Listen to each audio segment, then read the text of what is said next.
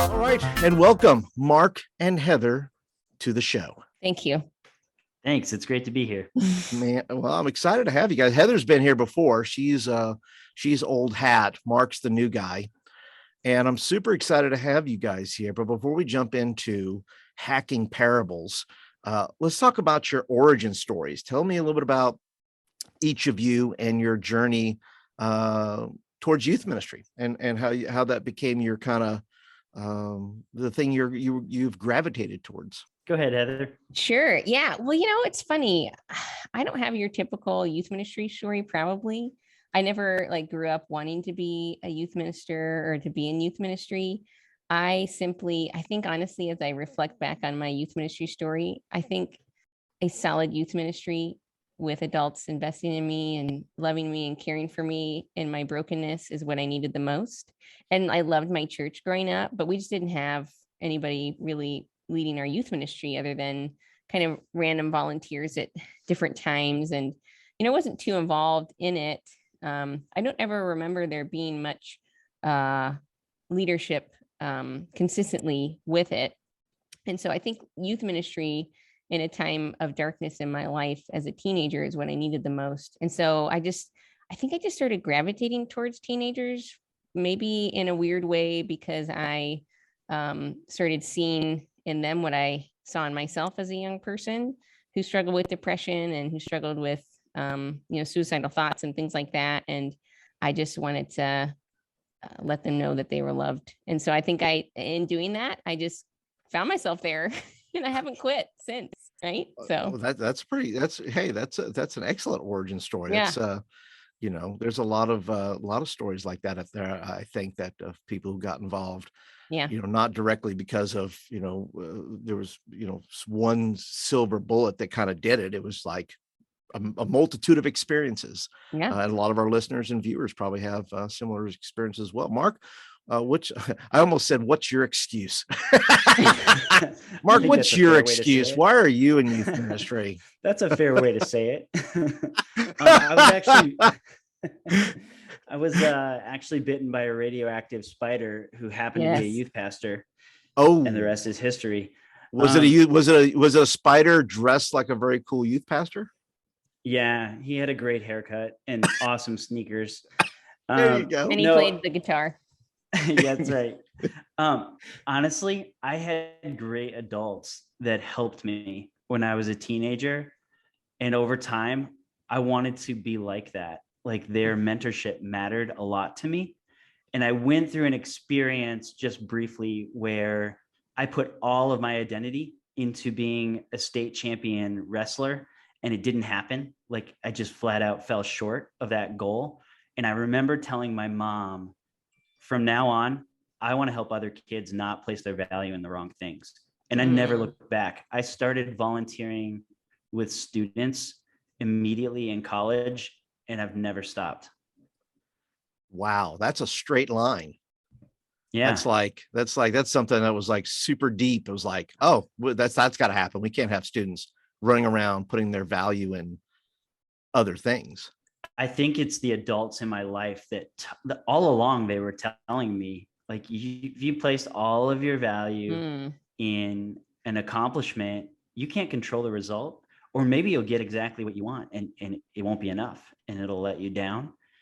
And it was like I had that gear to kick in the whole time, and it took the reality of failure to make me go forward to it, Yeah. Yeah, that sounds a lot like social media today. Social media is the state wrestling of our age. Definitely. Yeah, I'm really good at failing on social media because, I failed when I was young. No, but really, I think something I love about both my story and Heather's story is the adults in our lives mattered. And it didn't have to be formal or over-programmed. Or really over the top as a youth ministry. We simply had adults telling us what was true. Yeah. And it helped over time. Yeah. I remember I had a softball pitching coach. That was where the adult that cared about me. Right. And that just his small investment to say, hey, Heather, how are you really doing? it really made a huge difference in my life. Yeah. Well, Yeah. both of those, let me tell you something. If you're watching, if you're listening, that's a youth ministry hack right there.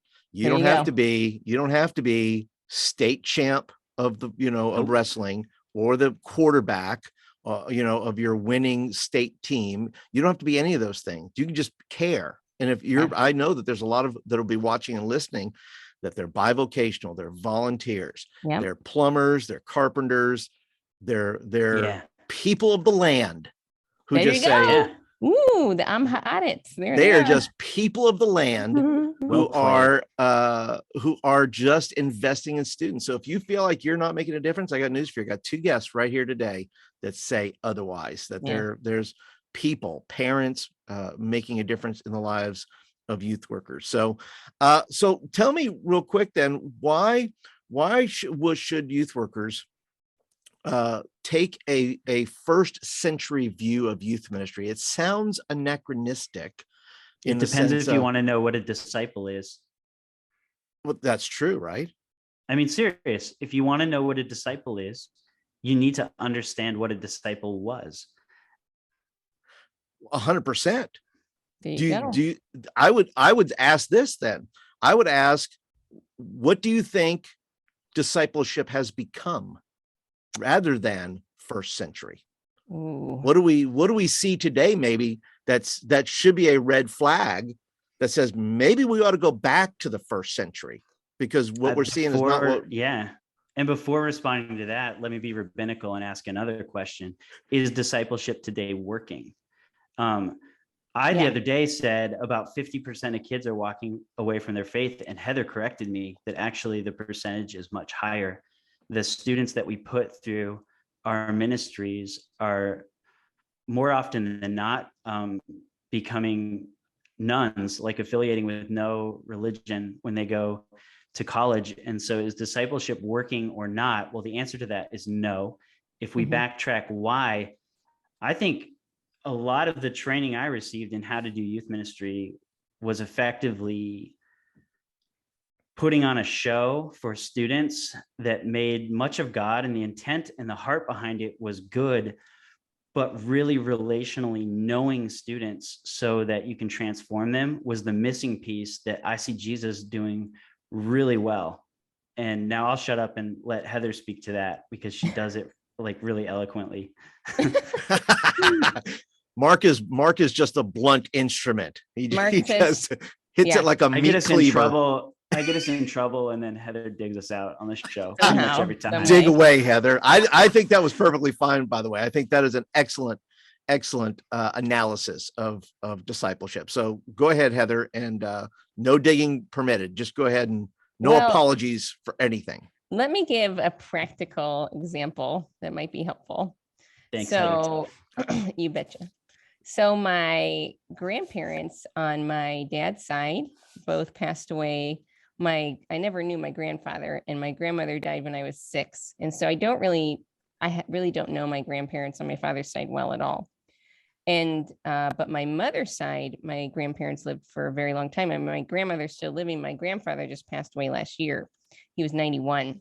Wow. And so watching my grandmother and my grandfather on my mother's side, I saw different elements and parts of my mother that helped me best understand who my mother was and how my mother came to be who she was, which helped me understand why I act the way that I do certain times, why I have certain ways about me, because I saw it in my grandparents too.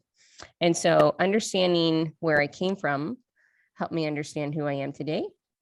And so there are parts of my dad, though, that I don't understand fully, because I've not known his parents. I've not known my grandparents.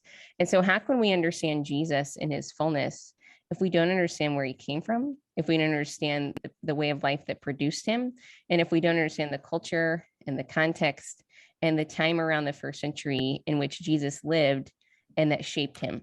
And so if we don't understand that, how can we truly understand who Jesus is and how he made disciples?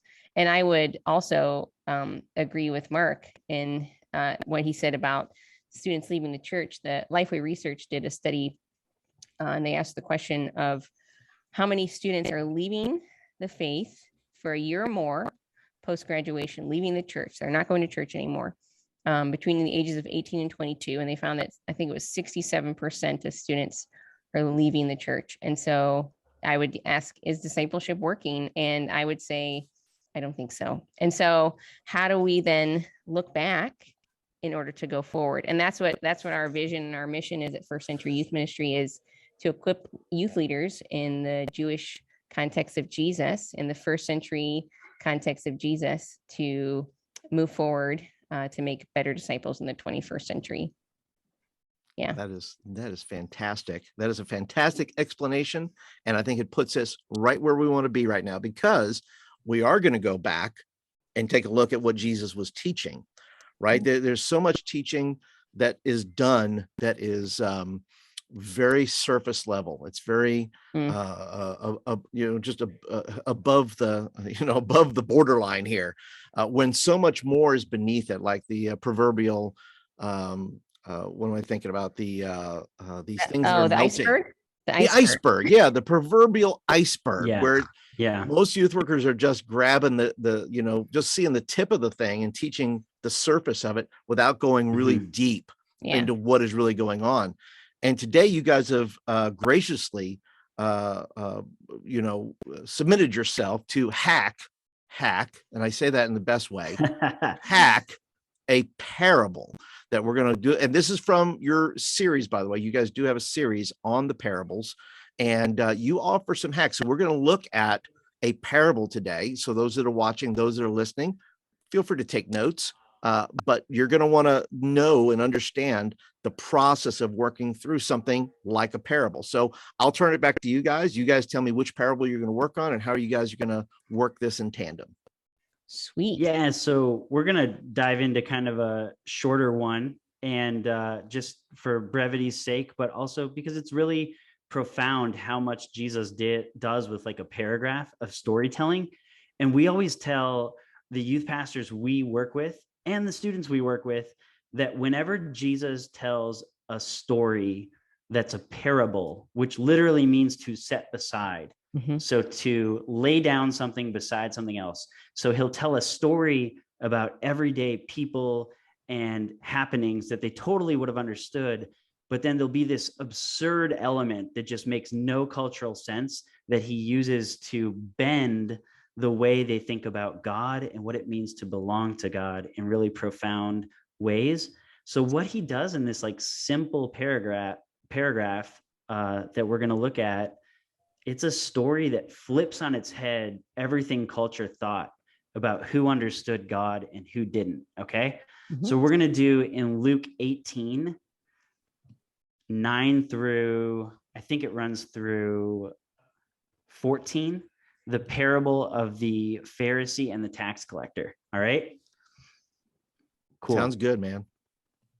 Do you have it up, Heather, or? I am finding it right now. Yes. And by the way, for those listening, we're just simply regurgitating a lesson within our parables curriculum that Paul mentioned. So, and just to kind of briefly jump in here a little bit before Mark kind of dives in with the teaching too, one of the things that's really helpful in understanding Jesus from his Jewish context is to understand the rabbinic method and how the rabbis taught, which if you pick up our parables curriculum or if you get in contact with us, we could definitely help you best understand what that is and what that means, which will better help you understand what exactly the function and meaning of a parable is, and how Jesus taught, how he spoke to people, why he said the things that he said to people. But I'll let Mark kind of run into this one for you guys. But yeah, I got it up here. So go ahead, Mark. Yeah. So for Jesus, the interesting thing about Jesus is that he likes to mess with who actually gets the kingdom of God and who does not, very consistently. So his stories about the kingdom of God often flip who's able to see and who's actually blind. And so on the other hand, the very people that consider themselves devout because of religion, like the Pharisees or the scribes or the whole list of people that Jesus has that actually know a lot about Torah, a lot about the Bible, but somehow miss the kingdom of God, well, they might actually be very far from the heart of God, and as a result, very far from loving people. And so Jesus taught his disciples that God actually looks at the inside of people, not the outside of people. The last people we expect might get it, while the very people we would expect to be close to God are really left in the dark for understanding the kingdom. And so he tells this story in Luke 18, verse 9, it starts. And the setup is like this. It says, to some who were confident of their own righteousness and looked down on everyone else. So great people to hang out with. Jesus told this parable. And this is going to introduce our first hack. Our curriculum has 6 or 7 hacks, HACK, that will get you by like 80, 90% of the time when you read the parables. If you know these rules in your back pocket, it will completely transform the way you read it every time Jesus tells a story. So parable hack number 1, context is key. The author has just told us that Jesus told this story to some people who were confident of their own righteousness and looked down on everyone else, right? And so we simply have to read the story knowing that whatever he teaches, whatever he says, is going to aim right at the heart of someone that thinks because of their own righteousness that they're better. Does that make sense? Yeah, because the rabbis, or excuse me, the Pharisees, the religious teachers of Jesus's day, as Mark has pointed out many times, Mark has done a good job teaching me this, that they didn't think that the people of the land could participate in the kingdom of God. They didn't think that the people of the land were good enough to be a part of the work that God was doing. And so a lot of the times when the rabbis, the other sages, religious teachers whom Jesus dealt with would tell a parable or a story, it was always about the religious person who did the right thing. And Jesus oftentimes, many times in the Gospels, flips a story, actually make the people of the land, or in the Hebrew, it's the Am Haaretz, the star of the show. And so that's why he's always bringing in these right hooks, right? That we talk about in our curriculum, the absurd element where the people are like, excuse me, what? So and we're going to see that show up in this story with the Pharisee and the tax collector too. Yeah, I think so often the like 99% poor that were triple taxed by Rome, the temple system, and the Herods would have heard that, the commoner, the laborer, was the hero of the story, and they would have just leaned in and laughed, and at the same time felt like finally someone's fighting for us, or finally someone feels like we're approved by God and we can participate. It's so beautiful. It really is. So Jesus says, 2 dudes went up to the temple to pray, one a Pharisee, the other a tax collector. Boo. Boo. The Pharisee stood by himself and prayed, God, I thank you that I'm not like other people, robbers, evildoers, adulterers, or even like this tax collector. Yes, I, on the other hand, fast twice a week and give 1/10 of all I get. Okay, so let's pause and do another parable hack. It's called symmetry. So parable hack number 2, symmetry, as in you've got a line down the center and 2 equal sides, as in the definition of beauty, symmetry, although my face is lacking it, but we'll press on. A lot of times, Jesus will set up his stories in a symmetrical fashion where, like, on top of the story, like if you were to map it out, is a God character. It may be a vineyard owner. It may be a king. It may be, just in this case, God, right? Like both people are going before God to give their offering. And then underneath the God character, you'll have a left and right side. And so here we have a Pharisee and a tax collector. So if we map this, it's just like a simple triangle with an arrow going down in 2 directions. God on top, arrow going to the tax collector, arrow going to the Pharisee.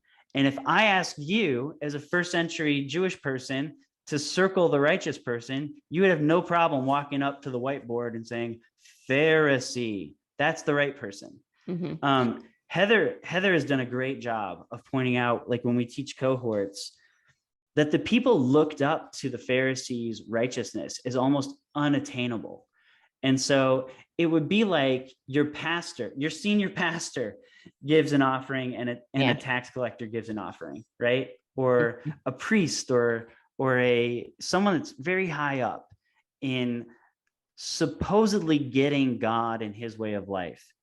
And he goes up and he gives us, yeah, go ahead, Heather. Oh, go ahead. I was just going to add, and the purpose of the symmetry in the parable for the teacher was to get his listeners to choose which one are you in the story. That's the point of the parable, is not to tell you what to do, but to give you an example, as it's called a step aside, setting a real story behind another, setting two stories beside each other to get you to choose which one you are. I'm sorry, setting two people in the story beside each other to choose which one you are. That's what I meant to say. Sorry. Yeah, no, that's perfect. And so this prayer from the Pharisee, by the way, like, thank God I'm not a turd like all these other people, especially the tax collector, right? It sounds really arrogant, but we have a handful of prayers just like this in Jewish literature. So let me read one from the Talmud, from Barakot 28b. Here goes. I give thanks to you, O Lord my God, that you've set my portion with those who sit in the Beit Midrash, or the study house where you study Torah. You have not set my portion with those who sit in the street corners, for I rise early and they rise early, but I rise for the words of Torah. They rise for words of frivolous talk. I labor and they labor, but I labor and receive a reward, like from God. They labor and they do not receive a reward. I run and they run, but I run to the life of the age to come, and they run to the pit of destruction. So quite harsh, but it situates this Pharisee's prayer is actually quite common. It's a posture of the heart, and many people do this. When they come close to the things of God, they start to assume themselves righteous and others unrighteous. And Jesus is going to poke on this, right? So in Jesus' day, while everyone assumed the Pharisees were the most righteous and the most justified with God, Jesus is going to like punk on that whole system. Okay.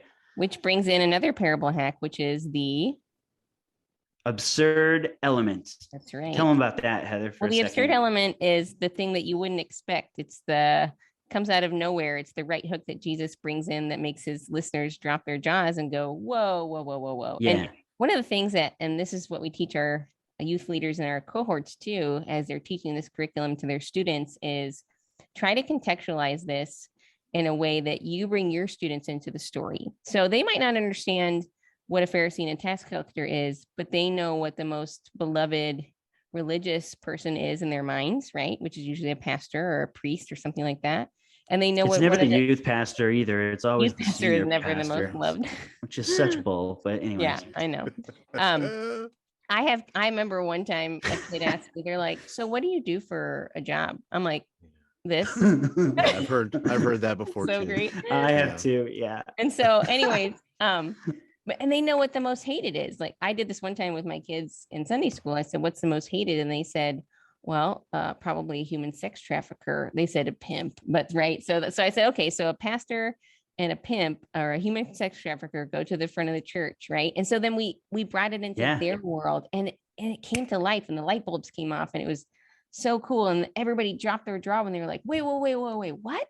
The righteous person in the story isn't the pastor, it's the human sex trafficker. And I'm like, yep, yeah, according to God, parable, yeah.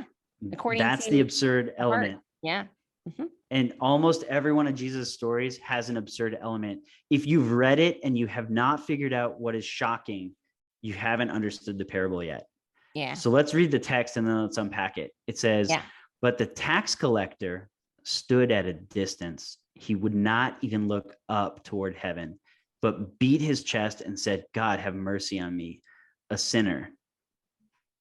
I tell you that this man, rather than the other, went home justified. And then this last statement is called a nimshal. A parable is called a mashal. That is a comparison in Hebrew, and a nimshal means what has been compared. Yeah. So here's what has been compared. Jesus says, for all those who exalt themselves will be humbled, and those who humble themselves will be exalted. It's very much that thing Jesus would teach again and again, where he flips the characters and then says, actually, the last are going to be first. The first shall be last. The people you don't expect are going to get it. The people you think are religious all the time, they might be total posers. Yeah. And so the absurd element is that actually the tax collector is who God sees as righteous. And this is like, the reason this is shocking is that tax collectors in the first century were viewed as sellouts to the hated Romans. They collected huge amounts of money from families and villages and then handed it over to Roman governors, and were famous for skimming some for themselves off the top. The Chosen's done a great job of showing just how much Matthew is hated for being a tax collector, right? Yeah. Yeah. And that Nimshal, it's kind of like a first century mic drop where Jesus kind of puts that last line in there, boom, and then walks off the stage and everybody's like, whoa, you know, and it's just this great meat for them to chew on that leaves them with this wild parable. And then they go, okay, I need to sit on these words. There's something here. Yeah. So go ahead and finish up the parable. Yeah. So, I mean, just I almost called you Matt. I seriously almost called you That's hilarious. That's hilarious. It's happened. I was telling them earlier, you guys, it's happened my whole life.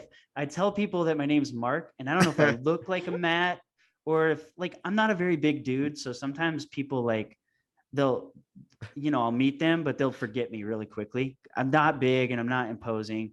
And so, like, they'll be like, oh yeah, what do you think, Matt? And they're trying to include me, but they totally got my name wrong. I get called Matt so much. It's hilarious. It's only because it was in the pre-show. That's why it was in my head. Well, you didn't call him Chad. So funny. Sorry, Chad. I mean, Mark. I mean, Matt. I mean, right. My 9-year-old is into calling everyone a Karen right now. He'll be like, don't be a Karen, Dad. Wow. Okay. Anyways, so just to hammer this home, though, tax collectors are so hated that they're listed in the New Testament alongside prostitutes and sinners. And in the Mishnah, they're included in a list with bandits and robbers, like the people that would bludgeon you in the back of the head along the road and take your money. Tax collectors are like that, right? They basically thought they were empire-sanctioned thieves, and no one could ever imagine God liking a tax collector. This is a story where if you were one of the religious leaders or one of the 99% poor, hardworking Jews, the Am Haaretz, the people of the land, you would have been like, what? The tax collector? Yeah. And that's the point. That's right. And he'll leave it right there and he'll let it sit with you. And, you know, when we do a cohort with youth pastors, our goal is not to explain the story. It's to go the next step and say, how do you bring this down to what it looks like to follow Jesus to your kids? And how do you map this for your kids? And that's why what Heather was saying is so important. Like, can you think of a really, really religious person that should be in good with God? And then can you think of the worst person imaginable? Those are the buttons that Jesus is pushing on. Yeah, for sure. Yeah. And just real briefly too, for those people who might have heard a couple words that they didn't quite get. So we talked about the Talmud and the Mishnah. So here's why these are important. Sometimes, you know, we might look at those words and say, well, that's really Jewish. I don't get why this matters when we're talking about Jesus. But so it was an ongoing discussion about how to live out the Torah, how to live out the Hebrew Bible. It's a commentary on how to follow God. And it's very popular within the Jewish world. It was very much alive and active during the time of Jesus. It wasn't actually written down until after Jesus died. But it records the debates that Jesus is walking around having with these guys. Yeah. And so when we talk about the Talmud and the Mishnah, it's important to understand those and how they played a role in the time of the first century, and to hear stories from within them, because it helps us best understand what were the conversations happening during the time of Jesus among the sages. What were they talking about? What were they teaching? You know, like, for example, we might say, well, why does that matter? I just need to read what's in the Bible. But, you know, it's there for me, blah, right? But so, for example, the other night at a basketball game, one of my partner's kid did something. I don't know what he did. Boop, Were you reffing? I was, yeah. And They don't know that. Heather's a ref, you guys. She's really uptight about basketball rules. And once in a while, she'll tell us about a basketball rule and she'll get so impassioned that her face will turn red and she'll pound on the table. It's Anyways. true. Yeah. Yeah. Over like the foul line and stuff like that. Yeah. Is there a foul line in basketball? You know what I mean? There's no foul line. No. There's an out of bounds line. Yeah. So yeah. Okay. So my partner, busted a technical foul, which is a foul that is made against a player or a coach or somebody like that who goes out of bounds, right? They say something out of bounds. They say something out of line. They do something out of line that is disruptive to the game or that is really disrespectful or unsportsmanlike. And so I could say, okay, he got a technical foul, whatever. Or I could say, well, why did he get a technical foul? And it helps me understand, why did this basketball official offer this interpretation of the rule of technical foul to give one? Because, well, now I go to my buddy and I say, well, why'd you give the technical foul? Well, this is what he did. Oh, okay. Well, understanding what's behind the reasoning for why he did it helps me best understand why the rule was context made, right? The context. And the same with Jesus, right? The same with Jesus's world is that there's all these basketball officials running around, if you will, who are offering these interpretations of blowing their whistle everywhere, blowing their whistle, how to follow God. And if we don't understand the discussion and the reasonings for why, and all of that, we don't really understand fully the time of the first century and the words and the teachings of the sages and of Jesus, even himself. Yeah. Well, let me tell you something I learned that I found perspective with, because I learned something as I was teaching this. I've taught this. I have one lesson left to go with my students. Yeah. If you understand the parables, you will understand why they hated Jesus so much. Yeah. That I understood. I'm going, wow, they really hated Jesus. Because what he was teaching was so abhorrent to them that it helped me understand the depth of hatred that they had for him because of the way he was deconstructing everything in their world. And it made them really nervous. Totally. Yeah, and at the same time, you'll uncover the great gift that Jesus gave to us still, but to people of his time too. It's the most normal thing imaginable for a follower of Jesus today to believe that we relate to God internally and that we pray to God internally and that there's an internal virtue of our heart that's oriented towards God and causes us to love other people. In Jesus' day, it was a complete sacrificial system. And he walks in and basically says it's actually internal piety that counts. And just like in this story, the tax collector actually has a heart for God and for others, and the religious leader doesn't even get it, who may have offered every sacrifice that he needed to and brought as many times as he needed to, lucky the lamb, to the altar. And that's a great gift, and one that no one saw coming, that comes through Messiah Jesus. And it's a complete affront to a sacrificially based religion. And another thing I learned, I don't know if I learned it. I like the way it was phrased, because it's a question in this particular lesson. It says, what does that say about Jesus that he had a tax collector on his team? There you go. Yeah. And I thought that is a really good question. What does that say about Jesus that he was willing to invite somebody that was so hated by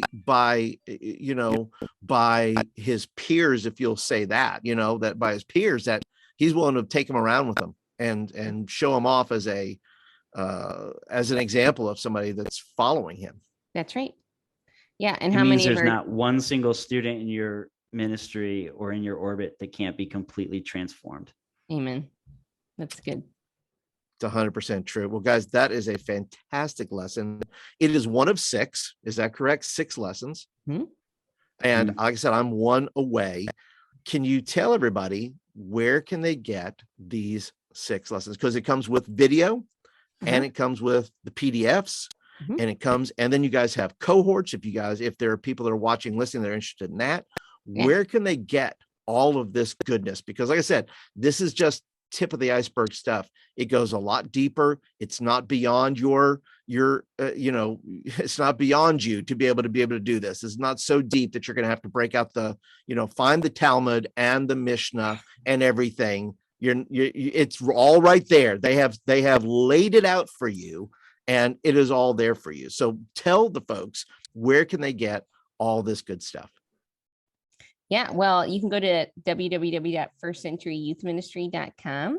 That's our website where you can purchase the curriculum, and we're actually in the middle of a cohort right now, and we'll be doing another one in the next few months. So people can stay up to date on that. But really, the place that we would really love for you to come hang out is on our Facebook group and get to know us and comment and all that kind of stuff, and start some dialogue and discussion. So that's First Century Youth Ministry. We have a closed group, and we have a fan page as well. But we would love to just connect with people and get to know them. And they can send us an email at firstcenturyyouthministry@gmail.com too. Can I join the Facebook group? Can I go? Totally. Paul, I'm in. You're in already. I'm in. Let's Okay. make it happen. Yeah. Just wondering. Just want to make sure I was good to do. You're a that. friend of the show. You're totally good. Now I guess we are too. You're a friend of this show. We're all friends together. Yeah. Now, where can they reach out to you individually? As far as if they wanted to, just like I said, you have the email there, but maybe they want to hit you on social somewhere. Do you have any of those? Well, Mark and I, we have our own, Mark and I are old. So the only thing that we're really on is Facebook, and mine is I usually only accept people who are I know in real life. So I would just encourage people to go to our Facebook group, and that'd be the best way to dialogue and contact and talk with Mark and I. Yeah. If you tag us in anything in the group, we'll get right on it. And you can always email us directly. I mean, the email, the First Century email comes to us directly. Yeah. And it is not hard to hit us up and join a cohort where we get to, for 6 weeks, walk through these parables with you. And specifically figure out, what does practical discipleship look like in light of what we see Jesus doing and teaching here. And it's bonkers cheap. I think we charge $100 or pay what you can for 6 weeks of baller training. Yeah. And it's stuff that I didn't learn until doctoral studies. I mean, it's really an uppercut made approachable to your 7th graders. Yeah, it's good. That is the deal, guys. Thank you so much for being on the show today. And I know that those that are watching, those who are listening, if you have any questions, of course, if you're watching this on YouTube, you can go ahead and comment down below if you have further questions there. Also, if you're listening, I'll put the links down in the show notes. You can check that out and join the Facebook group. That is the straight line right directly into the veins of Mark and Heather. And Heather won't blow her whistle at you if you do anything wrong. She might. She might. Just be careful. Be careful as you go. So I won't. I don't even have a whistle. It's okay. I love it, guys. Thank you so much for being on the show, guys. We'll talk to you later.